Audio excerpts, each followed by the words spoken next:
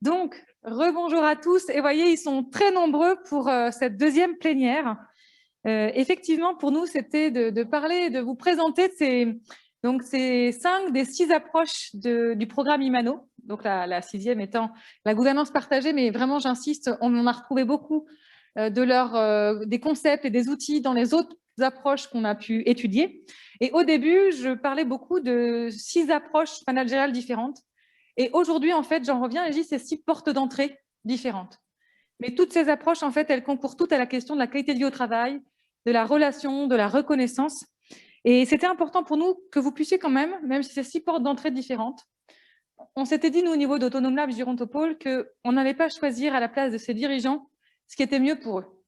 Et donc, c'était tout l'intérêt de pouvoir présenter plusieurs approches, plusieurs formateurs, plusieurs organisations, parce que c'est aussi souvent persona dépendante, et pour que les dirigeants, avec leurs histoires, avec l'histoire de leurs organisations, puissent choisir. Et voilà, moi, je crois profondément à l'importance du choix possible, et donc c'était important pour nous que chacun puisse présenter son approche, et puis avoir un témoignage d'un dirigeant ensuite, d'un dirigeant qui a suivi ce parcours, qui puisse illustrer pourquoi il a choisi cette approche, qu'est-ce qu'il est venu chercher, et quelles sont les concrétisations qui sont vraiment liées à cette approche-là. En même temps, vu que j'aime bien jouer, vu que j'aime bien la contrainte et vu qu'on a beaucoup de temps, les prestataires, et uniquement les prestataires, je vous soumets à la question des 5 minutes top chrono. Et donc, en plus, je vais suivre mon marché public, et donc je vais le faire dans l'ordre de mon marché public. Benjamin, management par qualité de vie au travail, c'était le lot 2. Et donc, c'est toi qui vas éprouver ces 5 minutes top chrono. Et bien, comme tu préfères, si tu es plus à l'aise là-haut, voilà, je suis venue pour rien. Donc, Benjamin Le Fustec de Ressentez-vous, tu as 5 minutes top chrono pour nous présenter management par la qualité de vie au travail. Je t'ai déjà fait gagner 2 minutes avec le titre. Merci, tout le monde m'entend du coup. Salut Manu. Je l'ai largué Manu. Donc, bonjour à tous. Je m'appelle Benjamin Le Fustec, je travaille chez Ressentez-vous en tant que chargé de recherche et innovation. Je suis également en finalisation d'une thèse en sciences de gestion sur le thème de l'innovation sociale. Alors non, je ne vais pas vous faire ma thèse en 180 secondes au risque de vous décevoir. Ici, je sens de la déception. Non, pas vraiment.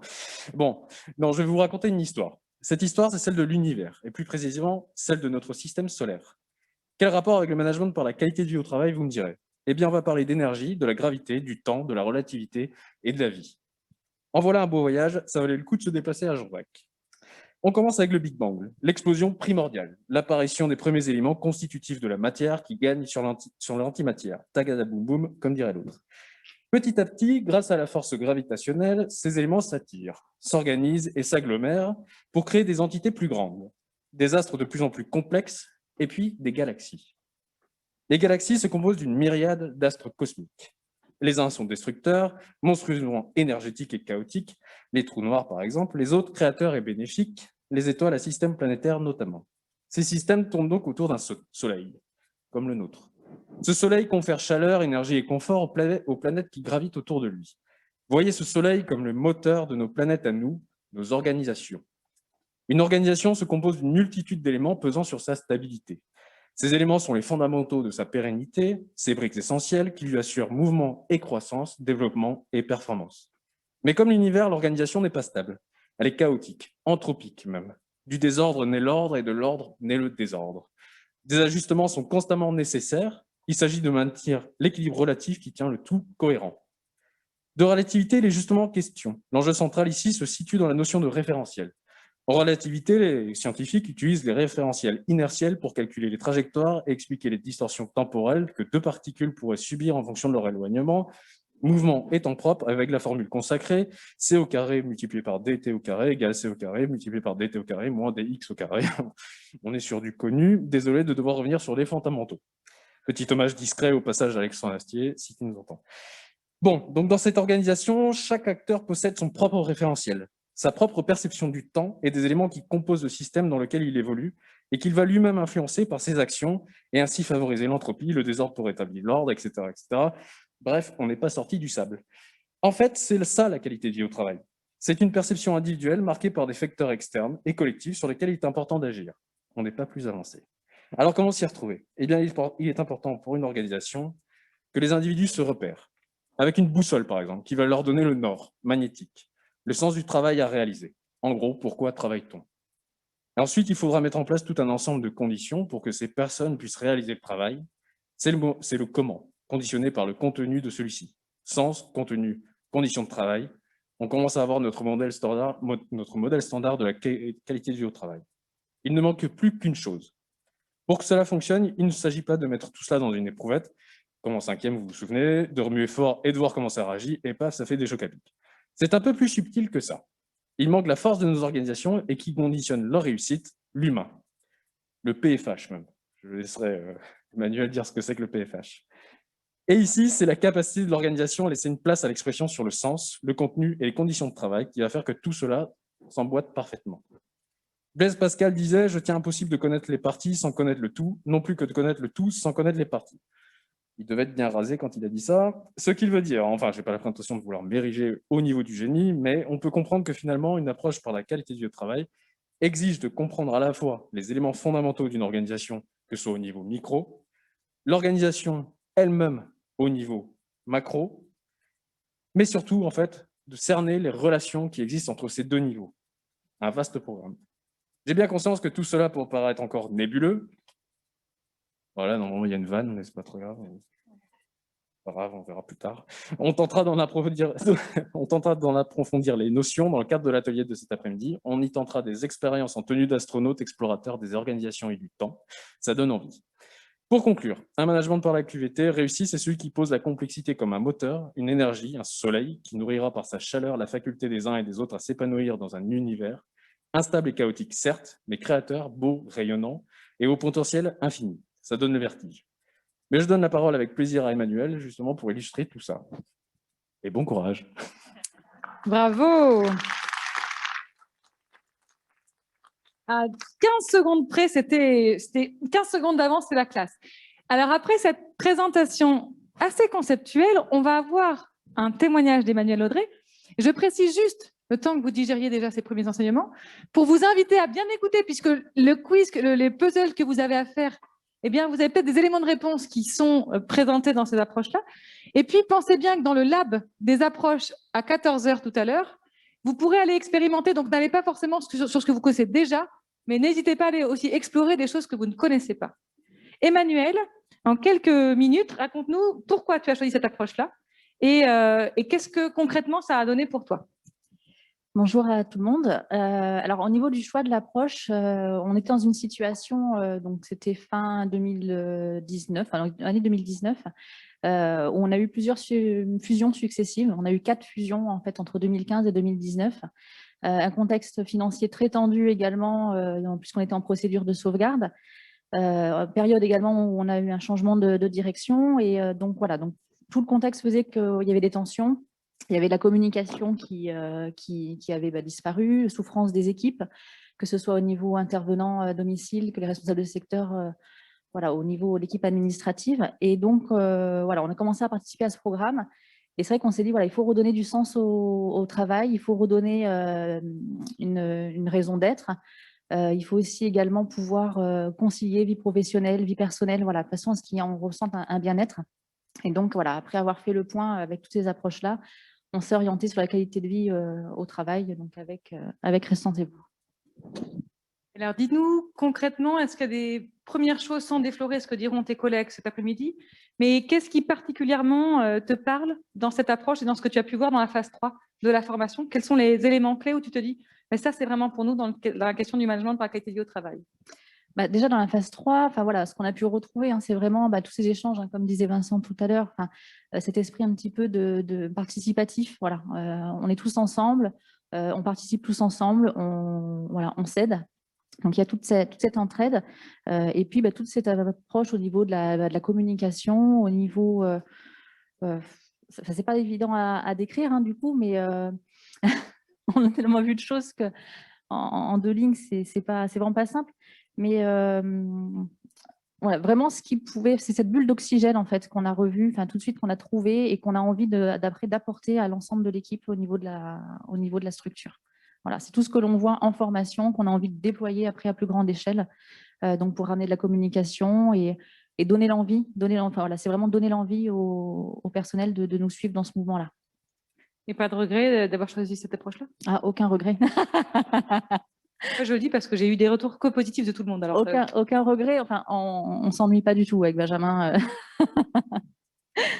Hein, non, on s'ennuie pas et non, c'est vraiment, il y a une très bonne ambiance. Enfin, c'est vraiment notre bulle d'oxygène. Enfin, voilà, c'est quand on est en phase 3, enfin, c'était ça. On a créé on a créé une cohésion aussi avec le CIS de Dax, hein, avec Benjamin aussi. Et du coup, voilà, on continue. Il y a des échanges de mails. Enfin, et non, on n'a que envie. Voilà, c'est que des ondes positives en fait. Et donc, tous les deux, j'ai retenu qualité du travail, c'était sens, contenu, et j'ai pas marqué le troisième. Sens, contenu et conditions de travail. Sens, contenu, conditions de travail et capacité à s'exprimer. OK. Merci à tous les deux. Merci beaucoup. Merci.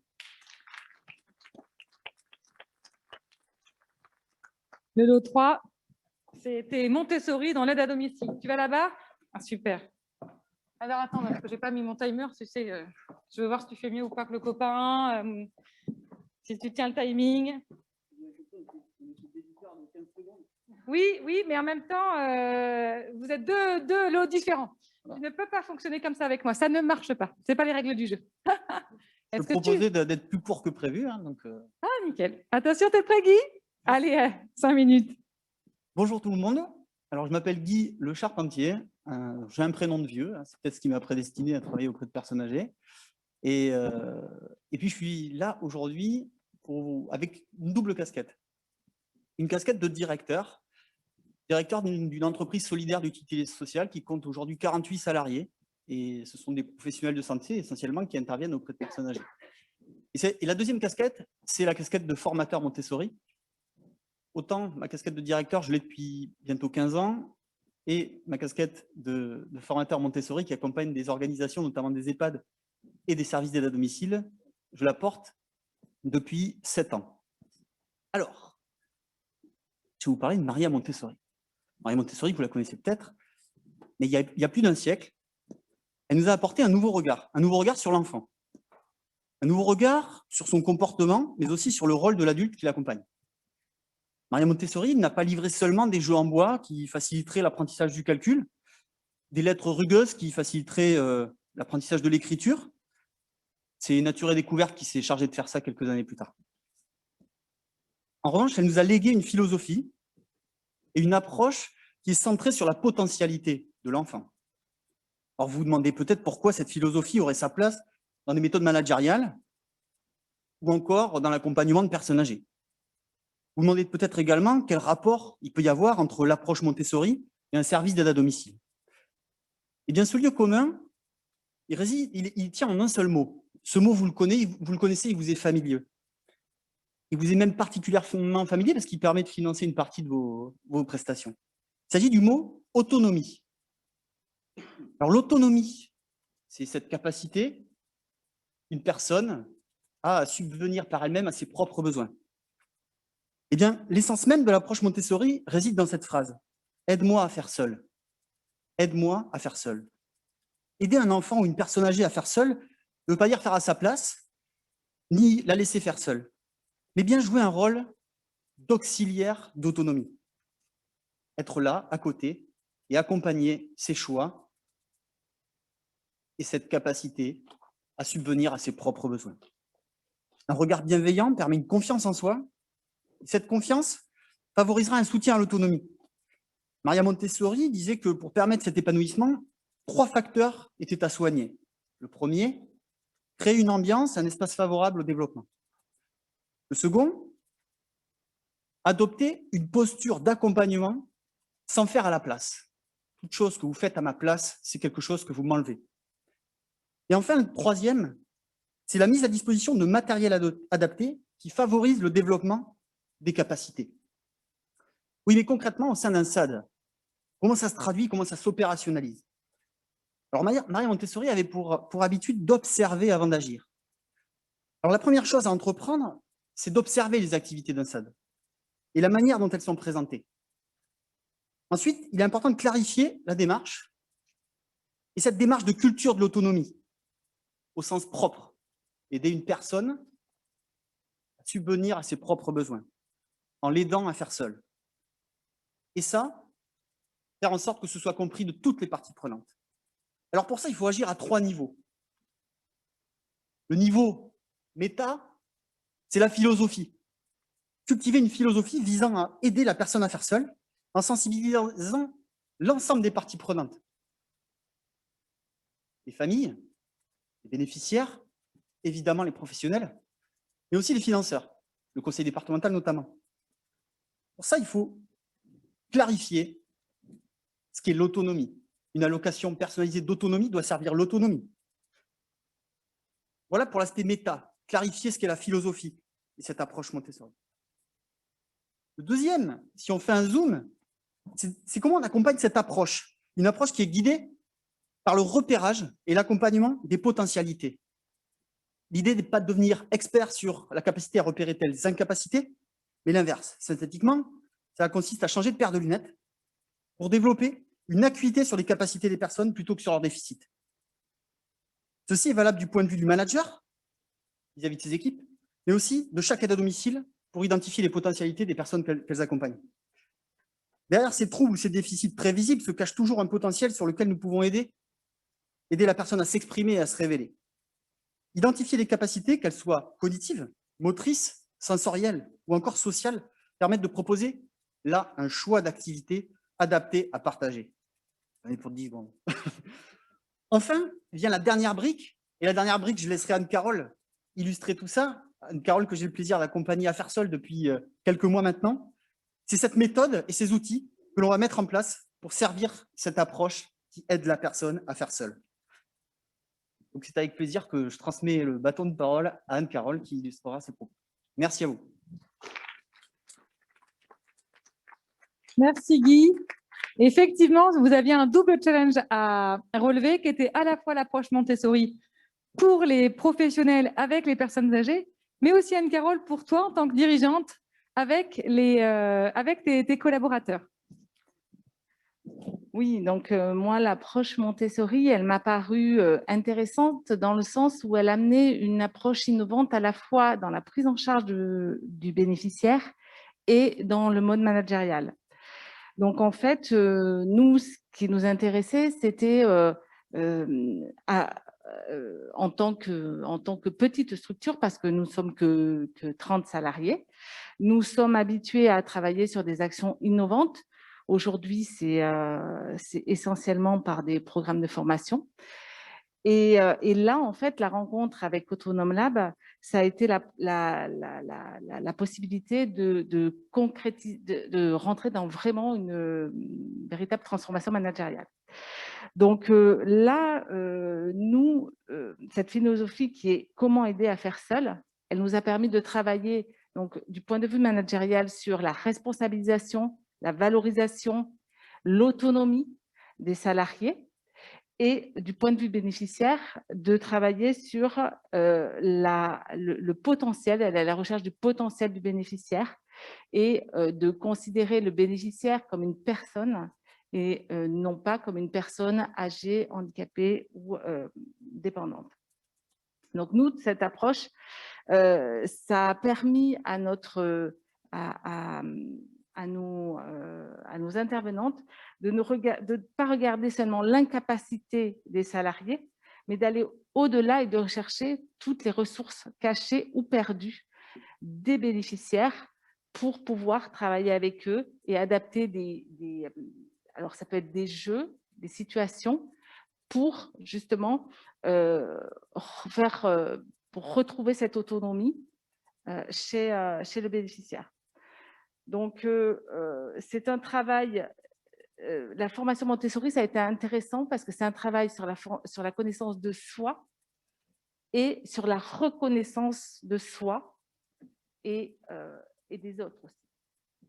Donc là, aujourd'hui, comme l'a dit Guy, nous mettons en place dans la structure une activitothèque pour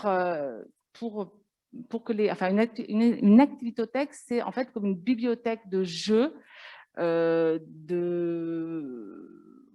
oui, on retrouve des jeux, des livres, différentes activités que les salariés vont amener au domicile du bénéficiaire pour travailler avec lui sur une activité ou cognitive, ou sensorielle, ou motrice, ou sociale. Donc, tout ce travail-là, il est fait depuis quelque temps au sein des domiciles. Et c'est vrai qu'on a des résultats très convaincants. Super, merci Anne-Carole pour ce témoignage. Merci Guy également. On voit bien effectivement la question de responsabilisation. Cette double approche et pour les salariés et pour les professionnels de terrain. Merci beaucoup à tous les deux. On continue, le lot 4 de mon marché public était la question du lean management. Oui, je suis très cadrée, Christophe, mais tu le sais, je l'assume. Il faut un ordre et j'aime bien l'ordre. Hélène Ducard et Laurent Missoud, vous nous avez relevé ce défi du lean management dans l'aide à domicile. On est parti pour 5 minutes. Bonjour à tous. Alors, Hélène Ducard du collectif Rubiz. On intervient donc à deux sur ce programme avec Laurent, puisqu'on fait tous les deux parties du collectif. Je vais vous parler en 5 minutes, a priori, du lean management. Alors, sachant que je peux être un peu plus longue sur la question parce que c'est vraiment quelque chose qui est en moi et qui fait partie de mon ADN. Donc, certainement, ça va sonner avant que j'ai terminé. Alors, qu'est-ce que c'est le lean management? Le lean management, avant tout, c'est un état d'esprit. Comment on voit les choses, comment on travaille ensemble, comment on résout des problèmes ensemble, comment on répond aux besoins de nos bénéficiaires. Et ça, cet état d'esprit est marqué à travers tous les méthodos et les approches qu'on met en place avec les structures. Alors, si je reviens sur l'engagement des salariés, comment je fais pour que mes salariés soient engagés, soient motivés, comment je les implique au quotidien dans leur mission. Dans le lean management, il y a un prérequis. Et ce prérequis, c'est que chaque opérationnel, chaque intervenant est expert de son métier. Il y a une phrase clé dans le lean qui est « celui qui fait, c'est celui qui sait ». Et ça, c'est vraiment la phrase clé qui est un prérequis dans la façon de voir les choses et d'en manager ses équipes. Les experts, c'est ceux qui font. Et donc, du coup, le lean est là pour les aider à s'interroger sur leurs pratiques, les aider à s'interroger sur leurs difficultés, sur leurs problématiques, les aider à identifier des axes d'amélioration et surtout les impliquer totalement dans la résolution des problèmes, dans la mise en place de solutions, d'être acteurs de leur quotidien. Et donc, du coup, en les impliquant totalement dans la mise en place de solutions, forcément, ils sont moteurs, ils sont acteurs et ils ont de plus en plus envie d'aller vers de l'amélioration. Alors, comme je vous ai dit, le lean est orienté vers un deuxième axe qui est la satisfaction des bénéficiaires. La satisfaction des bénéficiaires, pour pouvoir répondre à leurs besoins, il faut déjà identifier ces besoins-là. Donc, on est sur du questionnement. Sur du questionnement, et une deuxième valeur clé du lean, c'est la présence sur le terrain.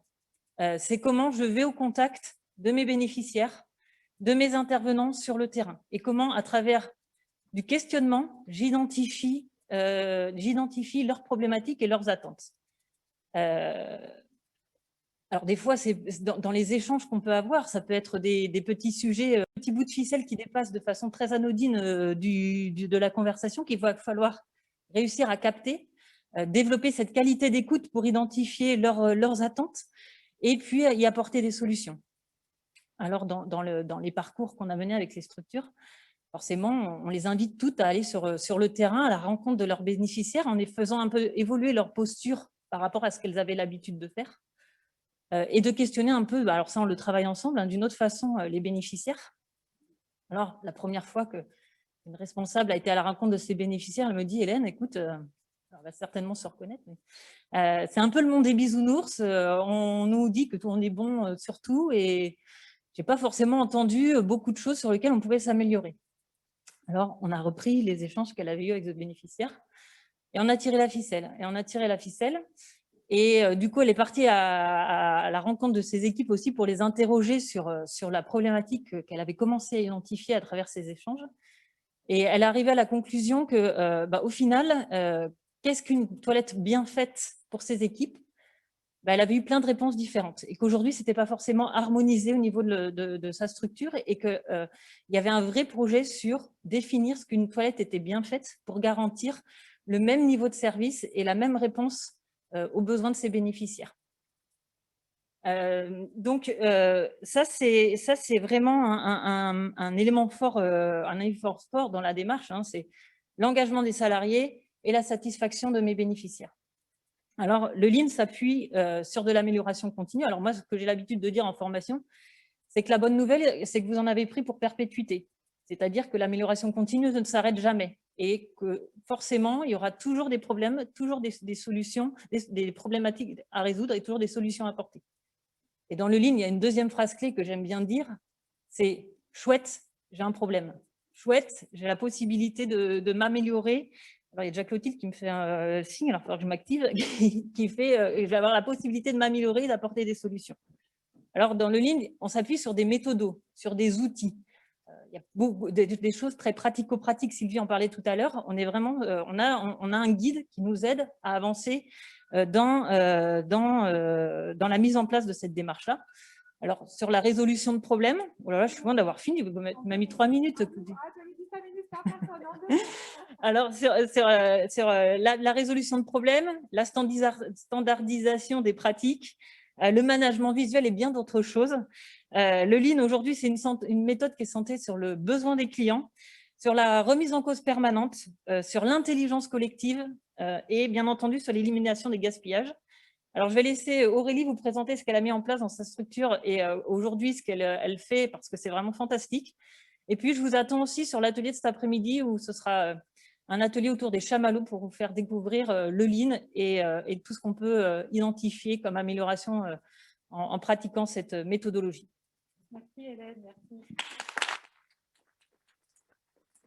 L'exercice n'est pas agréable, je le sais, je suis frustrante aujourd'hui. Merci, mais tu as fait un bon teasing. Il faut aller pour en savoir plus sur l'atelier cet après-midi autour du Lean Management. Aurélie, raconte-nous un petit peu tout ce que tu as déjà mis en place en pas beaucoup de temps. Pas beaucoup de temps. Ça va être très rapide alors. Mais non, en pas beaucoup de temps. Tu as mis en place beaucoup de choses en pas beaucoup de temps. Oui, d'accord. Et non, tu as 5-7 minutes. D'accord. Donc le Lean, déjà, moi, j'ai choisi cette approche parce que c'est une approche très concrète. C'est une approche avec un processus très rythmé. J'avais besoin de ce cadre d'intervention pour mettre en pratique mes pensées qui étaient un petit peu confuses et trop abondantes, je pense. Donc, depuis qu'on a commencé l'aventure, on a mis des groupes de travail en place. Donc, on a fait plusieurs chantiers, on a fait des PDCA. C'est un des outils du Lean. PDCA, tu nous dis le sigle, Hélène? Alors, le PDCA, c'est Planning, Développement, Check, Adjust. Donc, c'est planifier, développer, ajuster, contrôler.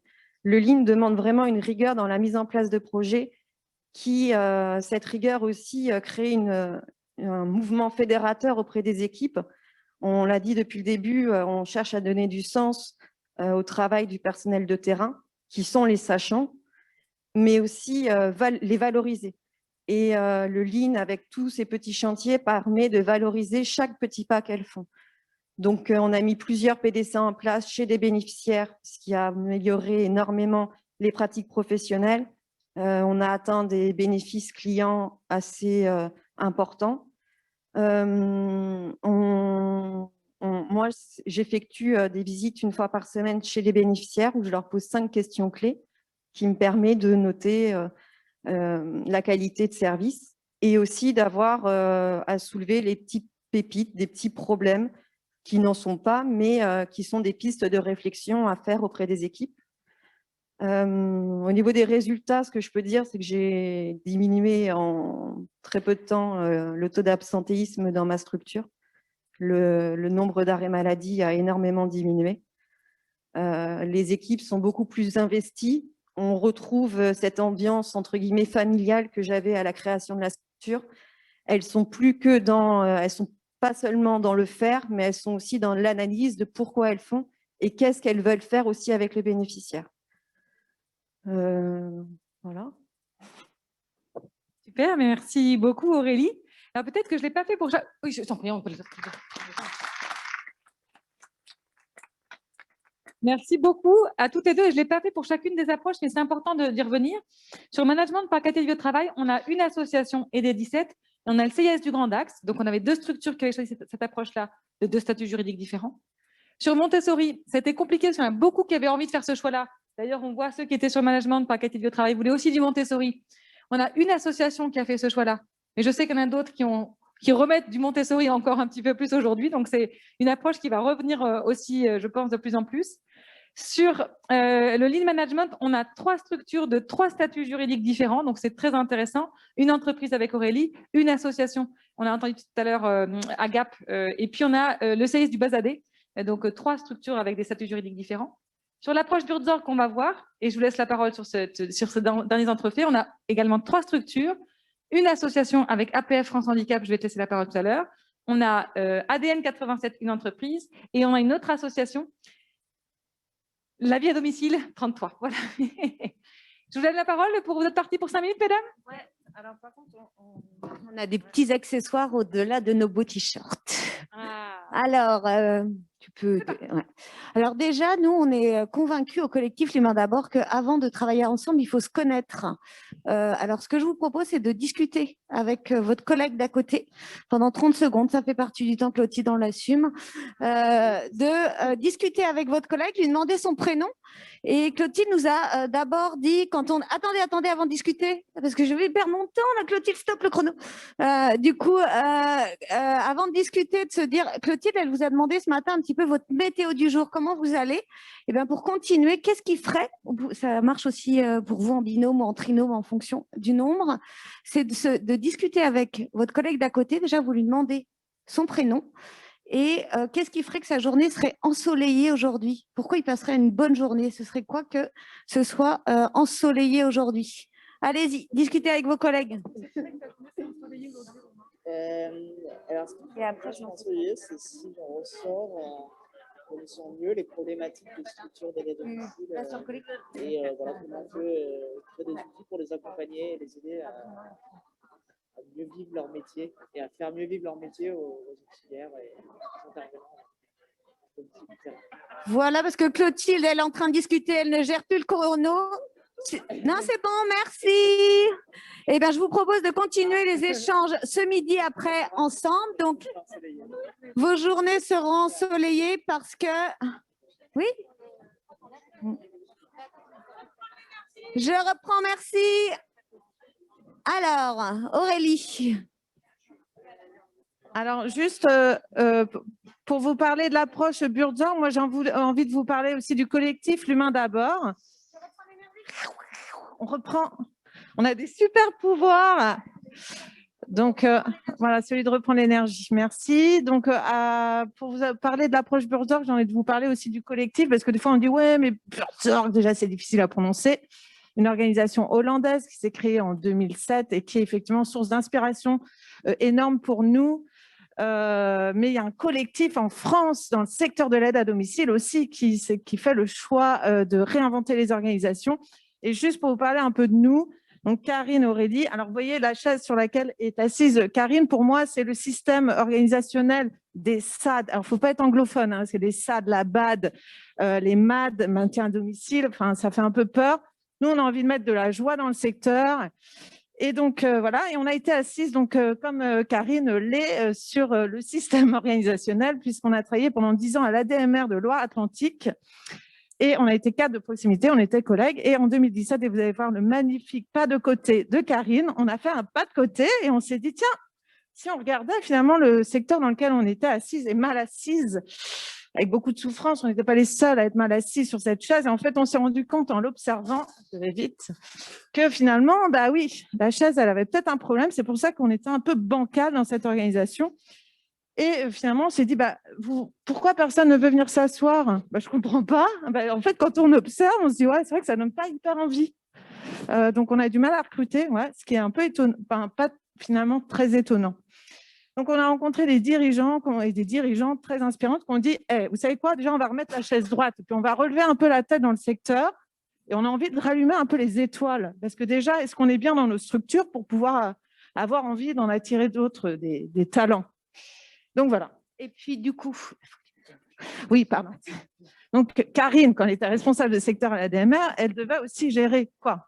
Essayer de tenir la chaise droite. Et puis, moi, en tant que responsable de secteur, je devais faire des plannings pour Monique, pour aller chez Monsieur Dupont. Sauf que Monsieur Dupont, il voulait à 9 h et Monique était disponible à 10 h. Et du coup, je n'arrivais pas à tenir cette chaise parce que personne n'était content. Donc, du coup, on a dit, mais qu'est-ce que c'est? Enfin, une personne qui tient une chaise toute seule, est-ce qu'on ne peut pas avoir une équipe? Romain et Marie? Alors, du coup, on fait le pari dans cette approche aussi de la co-responsabilité, de dire que finalement, est-ce qu'on a besoin d'un chef qui porte tout sur ses épaules ou est-ce qu'on n'a pas besoin de collègues avec qui on peut partager notre quotidien et échanger? Et on voit que, voilà, moi, si je lâche un peu la chaise, elle tient quand même toute seule et que, voilà, en équipe, à nous de faire attention à prendre soin les uns des autres pour pouvoir assurer un planning à Monsieur Dupont, à Madame Durand et, voilà, et à tous les bénéficiaires qu'on va accompagner, puisque effectivement, on vieillit tous, donc on sera tous confrontés au vieillissement. Donc, si on peut être heureux jusqu'à la fin, bah voilà, c'est parfait. Voilà. Et moi, en tant que responsable, on n'a pas fait. Et moi, en tant que responsable de secteur avant, voilà, j'ai essayé de tenir cette chaise toute seule. Maintenant, j'ai une équipe qui tient cette chaise et du coup, je suis plus responsable de secteur. Je suis devenue coach ou accompagnant ou facilitateur et je demande à l'équipe, vous avez besoin de quoi pour avancer avec cette chaise, pour la tenir droite? Je leur dis pas ce qu'ils doivent faire, je leur demande de quoi ils ont besoin pour que cette chaise tienne bien droite. Voilà, on est OK.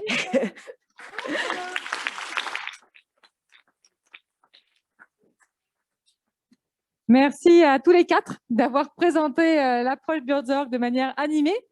Et Muriel, du coup, la lourde tâche maintenant de revenir à comment ça se passe concrètement pour ton service d'aide à domicile avec cette mise en scène que nous avons vue précédemment. Voilà, eh bien, je vais tenter de raccrocher à cette brillante démonstration.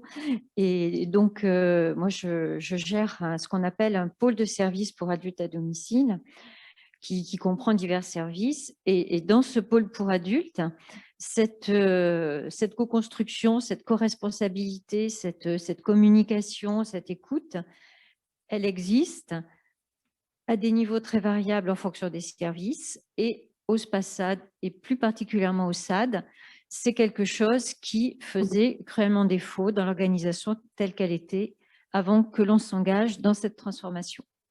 Donc, c'est ça qui m'a poussée à engager la structure sur cette approche-là, parce que ça a donné du sens à la quête et à la recherche de solutions que nous étions en train de construire pour effectivement ramener ce SAD au niveau des autres services, SAVS, SAMSA et autres activités de la SIAD de la structure, pour qu'effectivement les équipes d'auxiliaires de vie sociale sortent de cette fonction d'exécutant sous la houlette un petit peu d'un pôle logistique, organisationnel, encadrement.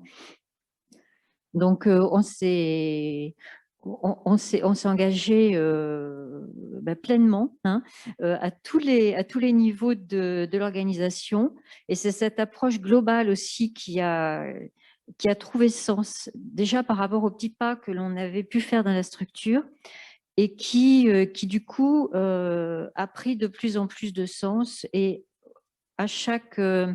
auprès de chaque collaborateur, auprès de chaque personne, à travers chaque mission. Donc, peut-être juste deux petits exemples qui sont opérationnels déjà dans la structure. L'objectif était de restaurer une relation de confiance, déjà au sein des équipes et entre les équipes et leurs responsables de secteur. Et ce travail de co-construction des emplois du temps, du travail de terrain, de l'accompagnement, c'est quelque chose qui est vraiment en train de s'installer, alors à des vitesses variables, puisque chaque équipe évolue à son rythme. Et c'est aussi quelque chose que j'ai retenu important dans cette approche, c'est qu'effectivement, l'organisation va à son rythme et chaque équipe va à son rythme. Et à l'intérieur de chaque équipe, les particularités de chaque professionnel, effectivement, sont également prises en compte. L'autre point, alors juste en termes de résultats, sur cette co-construction, les équipes qui ont un petit peu plus avancé sont déjà des équipes où j'entends des professionnels qui disent « mais quelle amélioration de mes conditions de vie ». Hier, je n'arrivais pas à organiser mes rendez-vous personnels, j'avais l'impression d'être tout le temps au travail. Aujourd'hui, on a un discours qui change. On a un confort au travail qui vraiment s'installe. Et au niveau des responsables de secteur qui étaient elles aussi en difficulté parce qu'il y avait une grosse pression vis-à-vis des contraintes que mettaient en avant les professionnels de terrain, aujourd'hui, le dialogue est restauré au niveau de ces contraintes. Et on voit que les contraintes s'assouplissent de par les personnes qui les posent. On a vraiment un dialogue de confiance et une expression beaucoup plus authentique sur ce qui peut se jouer au niveau de chaque personne pour une co-construction positive et dynamique du travail. L'autre point qui a été fort influencé dans mon management par cette approche, j'ai, au décours du départ à la retraite de la chef de service du SAD, j'ai complètement remanié mon organigramme en l'aplatissant. Donc, je n'ai pas recruté poste à poste, j'ai supprimé le poste de cadre intermédiaire pour élargir des missions d'adjoint de direction de façon transversale, puisque le SAD est vraiment dans une grosse équipe pluridisciplinaire qui englobe également les travailleurs sociaux, les ergothérapeutes, les psychologues, autour de l'accompagnement pluridisciplinaire des personnes. Et donc, l'adjointe de direction est sur cette animation, les auxiliaires de vie étant beaucoup plus associés dans les temps de concertation autour des situations individuelles pour co-construire vraiment ces projets d'accompagnement. L'autre acteur de cette réorganisation, c'est la psychologue qui était déjà à 40% dans le service, avec un temps sur la supervision des pratiques, l'analyse des pratiques et l'accompagnement collectif et individuel des intervenants de terrain. Aujourd'hui, son temps est doublé sur le service. C'est un peu le binôme non hiérarchique de l'adjointe qui accompagne et qui est pilote de la transformation auprès des équipes de terrain qui accompagnent dans ce changement de posture aussi au long cours, et les auxiliaires de vie et les responsables de planning. Et chacun dans la structure suit ses formations, puisque le changement de posture, le changement de paradigme vraiment, et une gymnastique qui part de mon poste jusqu'aux missions de l'ensemble des collaborateurs. Et c'est quelque chose qui doit s'accompagner. On est beaucoup sur la communication, le relationnel, voilà. Merci beaucoup. Merci à tous les 5. Merci beaucoup. Et le côté carré, on arrive à l'approche 6, l'approche plurielle, qu'on a renommée organisation collaborative. Christophe, tu es parti pour 5 minutes? Alors attends, je vais remettre le chrono parce que je l'ai enlevé. Vous êtes 5, oui, tu as raison, merci beaucoup, exactement. Vous êtes 5 à suivre cette approche plurielle. Et donc, on a fait 2 groupes. On a 2 associations, on a 2 entreprises et un CCS. C'est le GCS Presqu'île, donc 5 CCS même d'ailleurs. Christophe? Oui. Parti. Donc, bonjour. Donc, je m'appelle Christophe Collignon, j'ai 57 ans. Et puis, ça fait 25 ans que je dirige des organisations. Puis depuis 4 ans, avec 3 collègues, on a monté un cabinet qui s'appelle Sens Collectif pour accompagner les organisations vers une organisation collaborative. Alors, pourquoi approche plurielle? Parce qu'en fait, on va emprunter des outils des différentes approches qu'on a vues avant. Par exemple, effectivement, c'est celui qui fait, qui sait. Donc, on va se débrouiller pour essayer de mettre en place la subsidiarité, de laisser le maximum de place aux collaborateurs, aux collaboratrices dans l'organisation. Et puis de se recentrer sur le bien commun, d'essayer d'avoir des équipes autonomes. Je peux vous en parler et je vais d'abord vous parler des effets. Quel effet on peut attendre d'une organisation comme ça? Alors, je vais vous en parler de façon... je suis assez à l'aise là-dessus, puisqu'en fait, j'ai fait cette transformation dans une entreprise que je dirigeais, de 400 personnes. en 2012, et donc une transformation qui était assez extraordinaire dans un secteur qui, pareil, utilisait beaucoup de main-d'œuvre et était très peu attirant. Et donc, j'ai essayé, et donc, il n'y a pas de... Ce que j'ai appris, c'est qu'il n'y a pas de modèle. Chacun fait son chemin, chacun a son histoire, toutes les entreprises sont différentes, nos équipes sont différentes, les territoires sont différents. Et donc, on va prendre tout ce qu'on peut de façon à faire évoluer notre structure. Et donc, le premier point dont je pourrais vous parler, c'est qu'est-ce que ça fait d'un point de vue très rationnel. Alors, de façon rationnelle, grosse performance. On a eu une transformation donc, sociale qui était assez remarquable, puisqu'on a baissé de moitié notre turnover, et puis on a baissé aussi de moitié notre absentéisme, pour arriver à un absentéisme courte durée de 1,6%. Pour ceux qui connaissent les beurs, je vous laisserai voir. On avait aussi des résultats économiques qui ont été excellents. On était dans une situation difficile, on était à 0, on a retrouvé 8% de rentabilité parce qu'on a gagné du temps. En se organisant différemment, on a gagné finalement en productivité énormément. Alors qu'on était sûr que c'était fini, on ne pourrait plus gagner 1 heure. Alors ça, c'était d'un point de vue rationnel. Mais en réalité, ça ne s'est pas passé comme ça. C'est-à-dire qu'en fait, d'abord, c'est une histoire de cœur. Se mettre ensemble pour se dire à quoi on joue. Quel est le sens de notre entreprise? Pourquoi on existe? Essayer de se recentrer autour du bien commun, de bien se mettre d'accord sur quelles sont nos valeurs, quel est le but qu'on poursuit, et de se mettre d'accord ensemble. Il ne s'agit pas que ce soit la direction qui le fasse, il s'agit de se mettre ensemble pour se dire, au fait, est-ce qu'on est d'accord sur ce qu'on est en train de faire?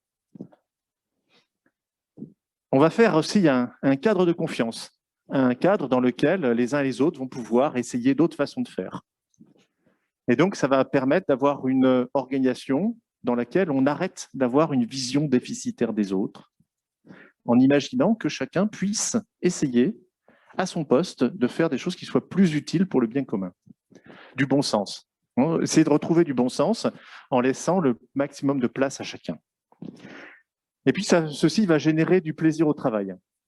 On va travailler sur les besoins fondamentaux de l'homme et de la femme au travail, de façon à savoir comment on arrive à s'auto-motiver.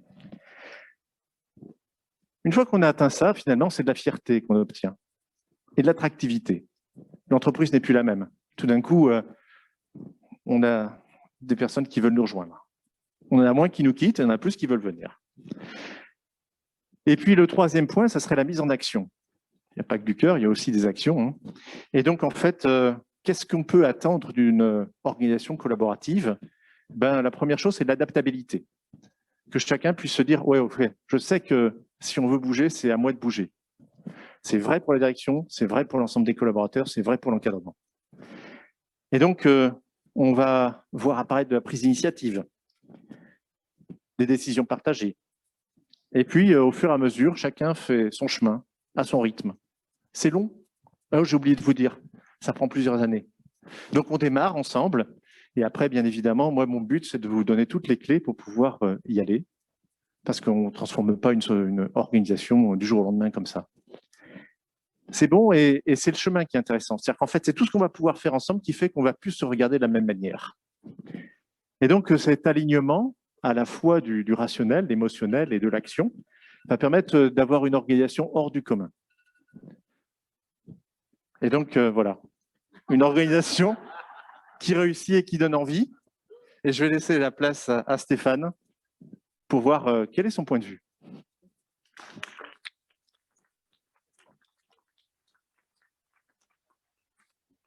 Stéphane, on t'écoute. Alors moi aussi, je vais me mettre en mouvement parce que plutôt que d'être assis, c'est plus sympa d'être debout. Donc Stéphane Gauvin, on a une petite structure à Poitiers d'aide à domicile, 40 salariés. Et en fait, ras-le-bol du turnover, ras-le-bol d'être tout nous remonte, ras-le-bol des singes à prendre. Christophe, ça te parle? Voilà. L'idée, c'était de rendre les gens autonomes. Je fais de la plongée.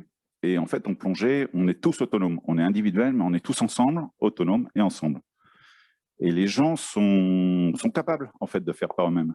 Quand on leur demande, quand on les intéresse, ils sont parfaitement capables de faire.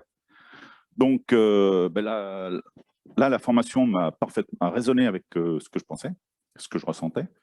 Résultat des courses, on a commencé à se mettre en route, en mouvement. On a commencé par la raison d'être. Alors, ce n'est pas facile, hein. Les gens, les intervenants ne sont pas du tout habitués à être interrogés, à être impliqués, à ce qu'on les écoute. Ça, c'est vrai. Donc, on a commencé. J'ai commencé par emmener 4 ambassadeurs en formation avec moi, 3 intervenants et une coordinatrice.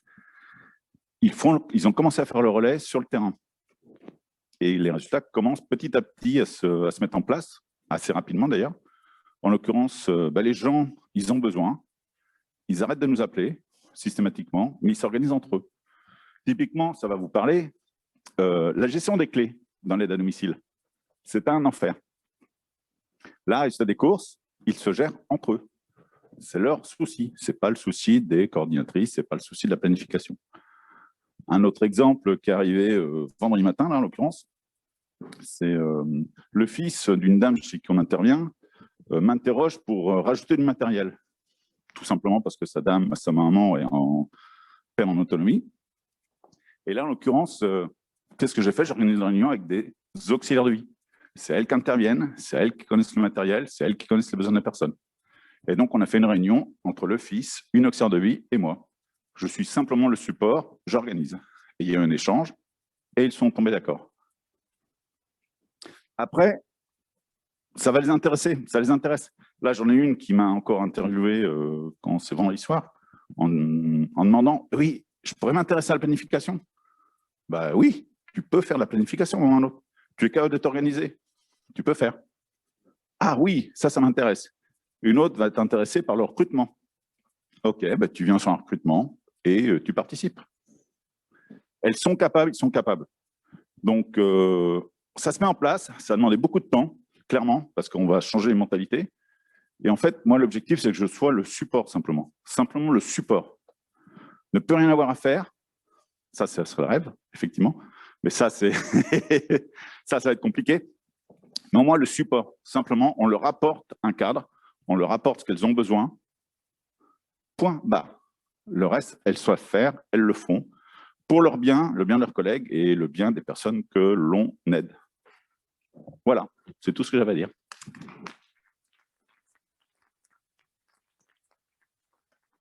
Merci beaucoup à tous pour vos témoignages. Je trouve ça hyper riche, hyper précieux et hyper complémentaire, hein. J'ai noté les mots-clés qui sont ressortis.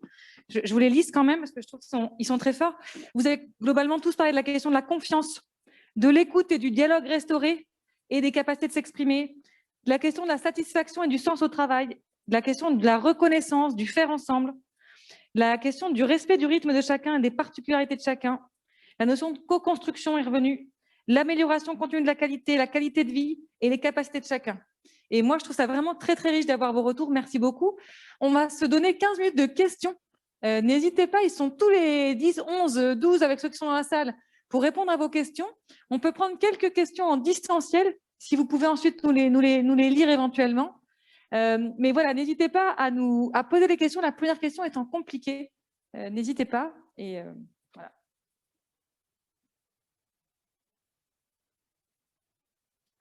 Vous avez été tous tellement clairs, c'est tellement limpide. Sachant qu'effectivement, il y aura des ateliers tout à l'heure. Du coup, je fais la pub pour les ateliers en attendant. Il faudra vraiment ce qui compte. Alors, vous avez fait des premiers choix sur les ateliers. Ce qui est vraiment intéressant, c'est qu'il y en a qui sont plus ou moins équilibrés. Et donc, n'hésitez pas, si vous n'êtes pas sûr de votre choix, à venir me demander. Comme ça, je vous orienterai vers les ateliers où il y a un peu moins de monde. Je pense que si vous êtes dans une même équipe, c'est pas mal que vous vous répartissiez dans chacun des ateliers parce que, comme vous avez pu le voir, ils ont chacun des choses extrêmement intéressantes à vous partager. Et ça va tous dans un sens assez similaire. Donc, n'hésitez pas dans une même équipe à ensuite vous rapporter ce que chacun a vécu. Est-ce qu'il y a des questions particulières? Ah, merci Mylène. Je te remercie parce que ça nous permet d'avoir au moins une question, quoi. Moi, j'aurais eu l'air de quoi sinon? Bonjour à tous, Mylène Ventours-Burguer. Je représente l'OPCO Uniformation avec ma collègue Catherine Brochant-Burguer. Alors, j'espère que la question ne va pas être trop décalée, mais moi, j'étais vraiment très intéressée par par le détail de la présentation, des différentes présentations. Il y a une question qui me brûle les lèvres, c'est est-ce que vous avez dû enregistrer des départs de collaborateurs, accompagner des départs, quand vous avez mis en place en fait le process? Départ pour non-adhésion ou départ pour non-adéquation. Question extrêmement intéressante et je crois qu'il vous parle. On n'a pas beaucoup parlé de la question des doutes et des difficultés ce matin et pourtant on avait dit, quand on avait préparé la journée, que c'était important aussi. Cette question des départs, elle est importante parce que ça ne peut pas coller pour tout le monde. Je crois que c'est ce que j'ai déjà entendu. Qui c'est qui a envie de répondre à cette question-là? Tu peux prendre le micro? Et après, Muriel, c'est ça? Oui, je vais être rapide, je laisserai la place. Mais le but, d'abord, c'est d'embarquer tout le monde. On ne va pas laisser des gens au bord de la route. Donc, chacun ira à son rythme. Je pense que quelle que soit la façon de changer. Alors, c'est un changement assez important. Ça met l'organisation dans un système différent. Et donc, en fait, ça fait un peu peur à certains. Donc, il faut le temps qu'ils s'habituent. Et la réussite de nos transformations se fait quand on a réussi à embarquer tout le monde.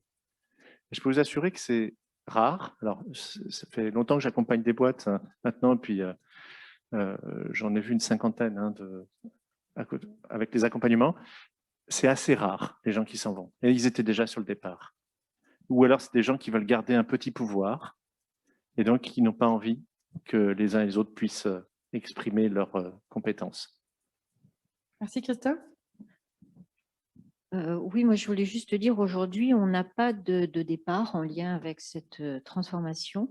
Je pense que effectivement, il y a des collaborateurs tristes qui sont dans le questionnement, qui attendent de voir, qui peuvent être inquiets aussi, mais qui aujourd'hui sont aussi rassurés par le fait qu'on soit à l'écoute des besoins de chacun et qu'on ne soit pas à marche forcée non plus, et que l'on prenne le temps.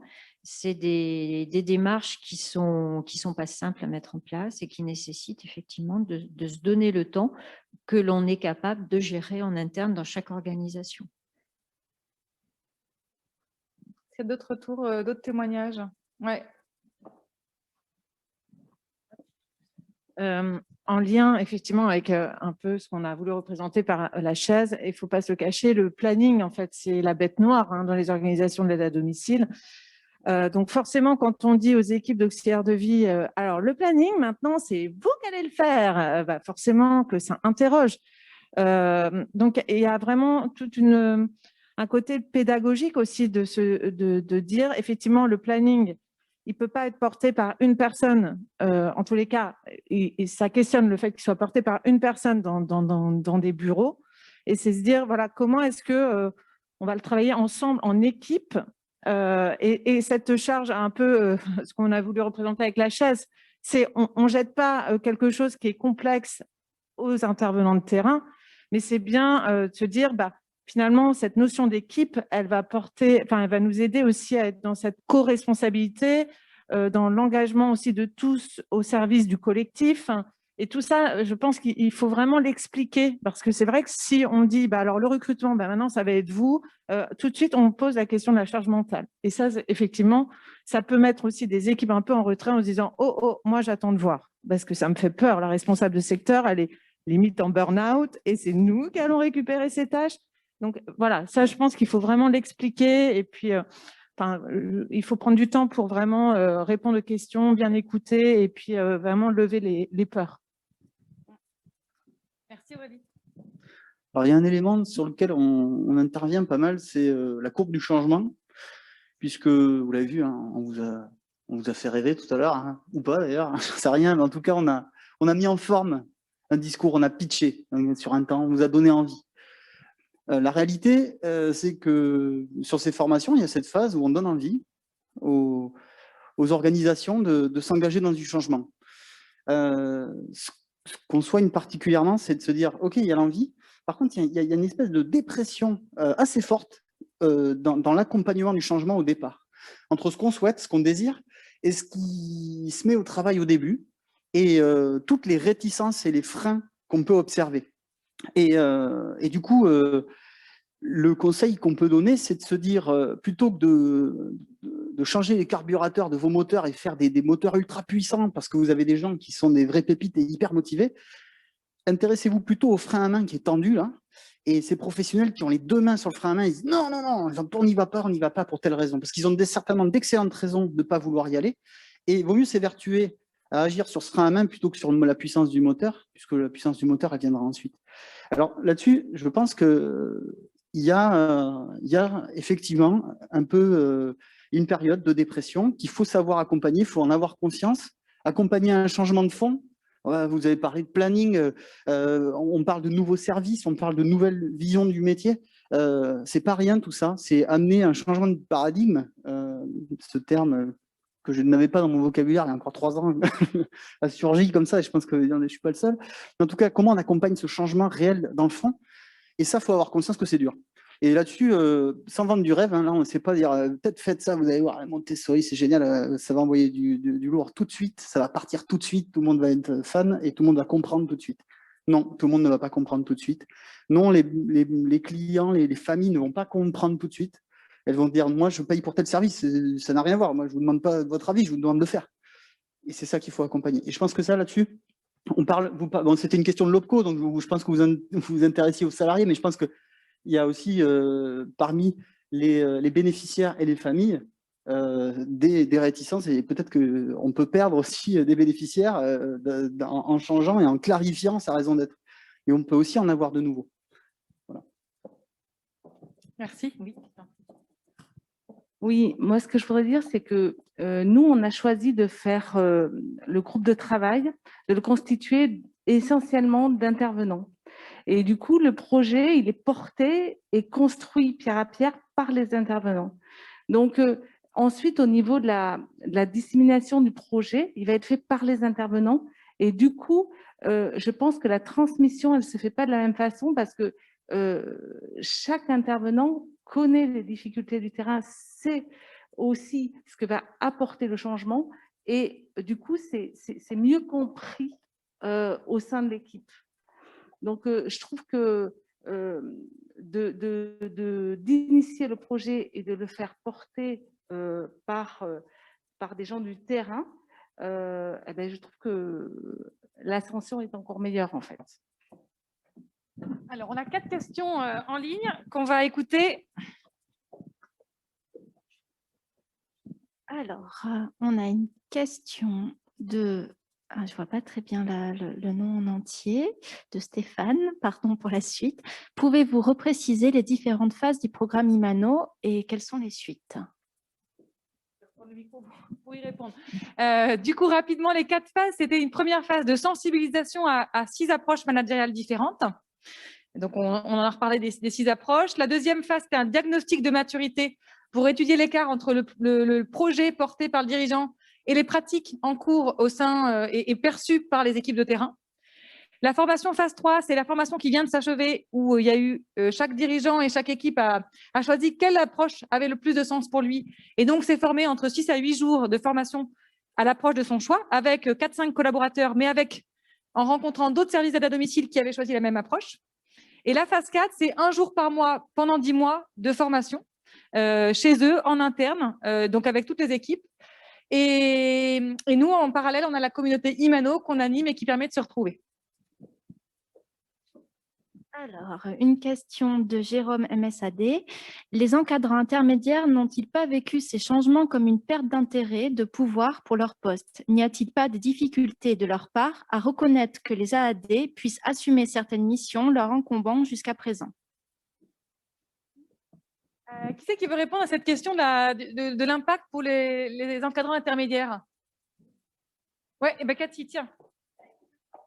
Ouais, tu veux que je monte et tout ça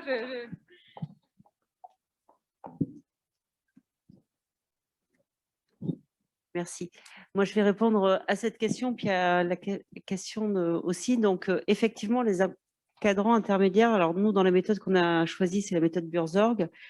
Ça pose question. Nous, on a eu une démission à la suite d'une encadrante, à la suite du choix de cette méthode, parce que les encadrants, en fait, ils ont signé pour être encadrants.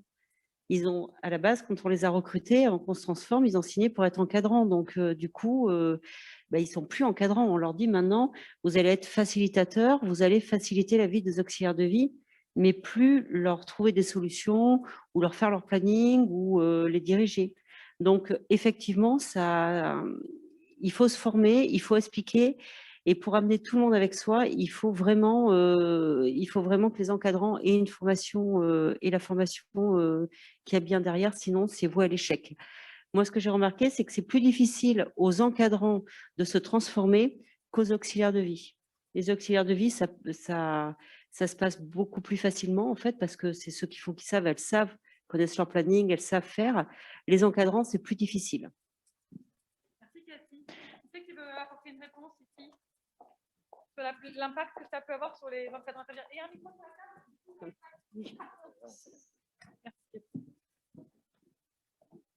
Oui, je ne pense pas qu'une organisation puisse se passer de ces encadrants. Par contre, c'est leur rôle qui change. C'est-à-dire qu'en fait, au lieu de penser pour, de décider pour, ils vont concevoir leur métier différemment en devenant plus des leaders pour porter la vision de l'entreprise et puis des coachs pour permettre à leur équipe de prendre de plus en plus d'autonomie. Sans eux, ça ne fonctionne pas. Ils ont l'expérience, de la sagesse, enfin, et puis une vue méta qui va être nécessaire aux équipes de façon à pouvoir prendre de plus en plus en main leur destin.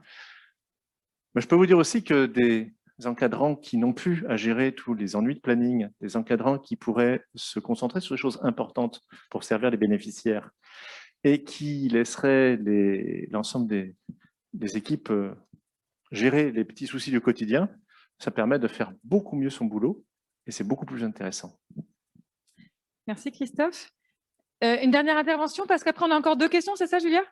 Au moins une, oui. Au moins une. Moi, ce que je voulais rajouter, c'était aussi que de la même façon qu'on peut apporter une autre façon de voir les choses au niveau des intervenantes, il y a aussi un travail qui est fait sur le travail de bureau. Et elles ont aussi, ces personnes-là, des problématiques et des difficultés dans la réalisation de leur mission au quotidien. Et on travaille aussi sur ces difficultés et ces problématiques. Et nous, dans le parcours Lean, on l'a vu sur plusieurs personnes qui ont mis en place des choses qui ont facilité leur vie. Et là où elles y gagnent un vrai confort d'esprit, un confort professionnel aussi, dans le sens où le temps qu'elles se sont libérées en résolvant des problématiques, elles se sont libérées du temps, ce qu'elles ont pu remettre à profit des bénéficiaires. Et du coup, ça les valorise aussi dans leur travail et dans leur action au quotidien. Donc, pour moi, il y a un vrai impact, bien entendu, sur les gens de terrain, puisque l'objectif, c'est d'améliorer leurs conditions de travail, de les aider dans leur quotidien. Mais ça se pratique aussi au niveau des gens qui sont au bureau et elles ont leurs difficultés et ça leur permet aussi de se simplifier leur façon de travailler.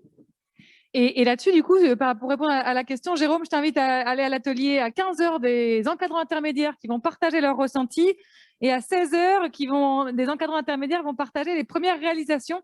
Donc, je pense qu'eux pourront vraiment dire aussi, vous pourrez nous dire, les encadrants intermédiaires qui sont là, ce que ça a eu comme impact pour vous. On garde la question et Raphaël et Muriel, je vous laisserai la reposer cette question-là à nos encadrants intermédiaires. Julia ? Alors, Catherine Mandon, SARL Exen, demande économiquement comment vous valorisez ces nouvelles missions confiées aux auxiliaires de vie. Très bonne question. Qui c'est qui veut répondre?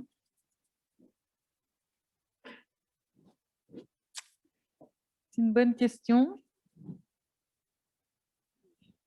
Merci Aurélie.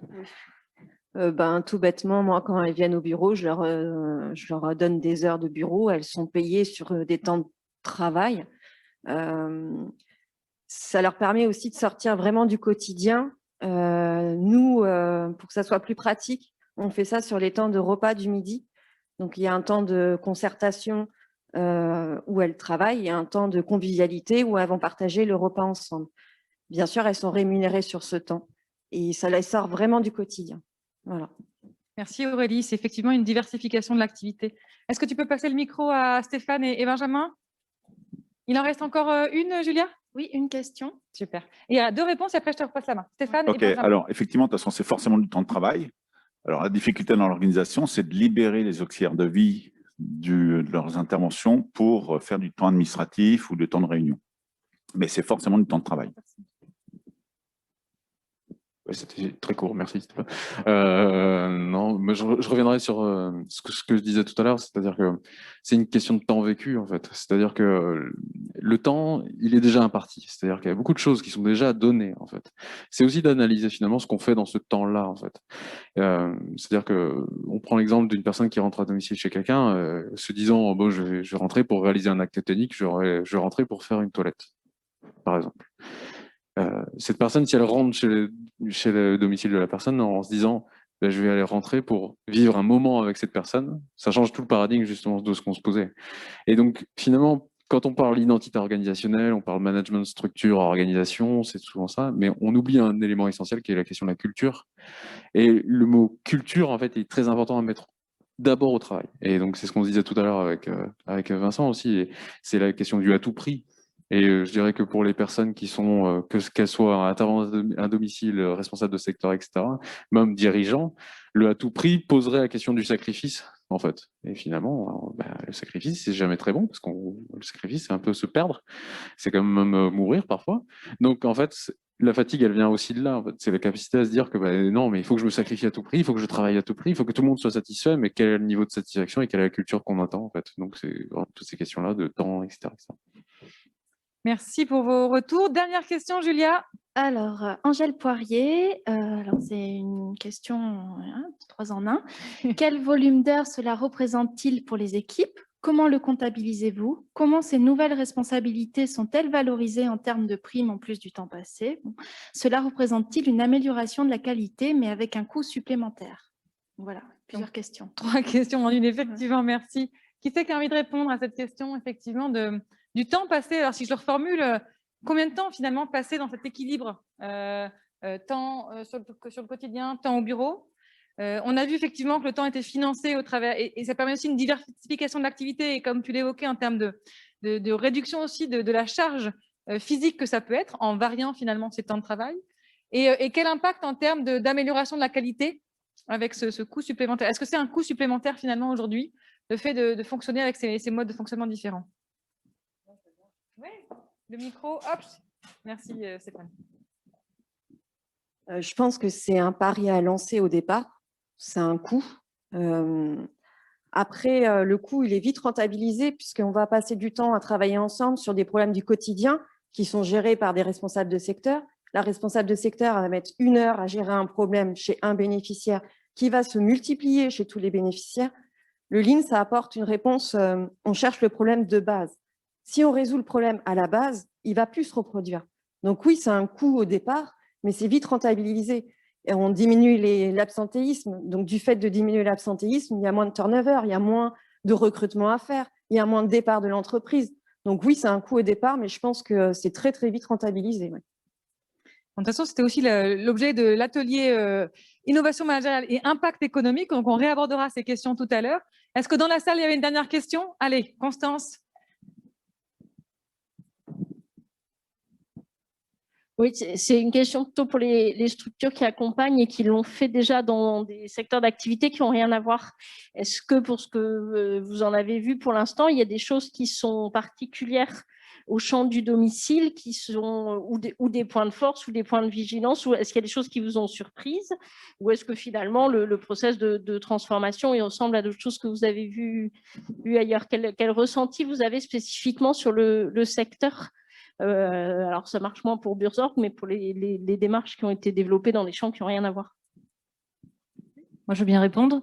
Moi, alors, un peu là, maintenant, ça fait un certain temps qu'on échange avec les structures d'aide à domicile. Alors, nous, avec Laurent, on l'a fait.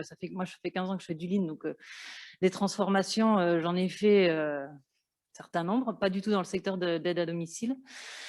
Aujourd'hui, les points communs et la vraie force que j'identifie, moi, c'est qu'il y a des boulevards. Et dans nous, ce qu'on appelle dans le Lean des pépites, aujourd'hui, dans les transformations qui sont faites dans toutes les structures, il il y a déjà des choses phénoménales qui ont été mises en place et qui ont apporté des résultats derrière. Donc, de la même façon que n'importe quel autre secteur, le secteur d'aide à domicile a des grosses pépites à aller chercher, et en transformant et en évoluant, il y a beaucoup de choses qui peuvent être faites. Et ça confirme l'intérêt d'aller sur des différentes approches pour évoluer, pour progresser, pour innover, et que quoi qu'il arrive, ça vous apportera quelque chose. La particularité du secteur que moi j'ai pu voir, et qui est effectivement une difficulté sur laquelle il faut là innover, et on échange avec les structures qu'on accompagne sur ça, c'est que les intervenants, c'est pas des gens, c'est pas comme à l'usine où les gens sont présents auprès de vous tous les jours, avec qui on peut échanger et discuter facilement.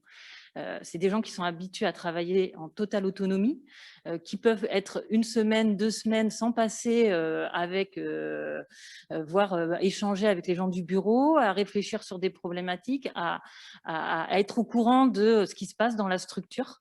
Et ça, c'est un vrai challenge pour moi. C'est-à-dire qu'il va falloir aller chercher et trouver d'autres façons que ce qu'on peut déployer dans d'autres secteurs, d'aller chercher ces gens sur le terrain et d'aller voir avec eux ce qu'on peut faire et comment on peut leur faire remonter les difficultés, les problématiques, ce qui n'est pas forcément facile de manière générale, mais effectivement, le fait que ce soit des équipes totalement autonomes avec qui on peut ne pas être en contact physique au quotidien, c'est un levier sur lequel il faut, je pense, être très vigilant et vraiment mettre le paquet, entre guillemets, pour aller les chercher et échanger régulièrement avec eux. Une dernière réponse, parce que je vois l'heure qui tourne. Très rapide, puisque ça va quand même dans le sens de ce que vient de dire Hélène. Moi, j'ai l'habitude d'accompagner depuis une dizaine d'années des EHPAD sur ces approches-là, et depuis moins longtemps sur le domicile. Et en fait, ce que disait Hélène, c'était cette autonomie qu'on retrouve chez les aides à domicile est plus marquée que chez les soignantes ou l'ASH en EHPAD, où là, il y a un planning millimétré. C'est beaucoup plus difficile de faire bouger ces habitudes-là en EHPAD, beaucoup plus lent. Ça n'enlève pas le sens qu'il y a derrière, mais c'est beaucoup plus lent. Tandis que là, les structures qu'on accompagne, on voit que l'essai se fait rapidement, que les prises d'initiative sont là. Tout à l'heure, je le disais, Maria Montessori aimait observer avant d'agir. Et il est extrêmement intéressant de s'appuyer sur les initiatives qui ont déjà été mises en place, et on l'a vu à Cap Service. Petit clin d'œil sur les activités qui sont déjà mises en place dans cette logique. Et sans s'inspirer de Maria Montessori, il y a des personnes qui le faisaient déjà. Et du coup, c'est capitaliser là-dessus et en faire des ambassadeurs sur des choses qu'ils font déjà.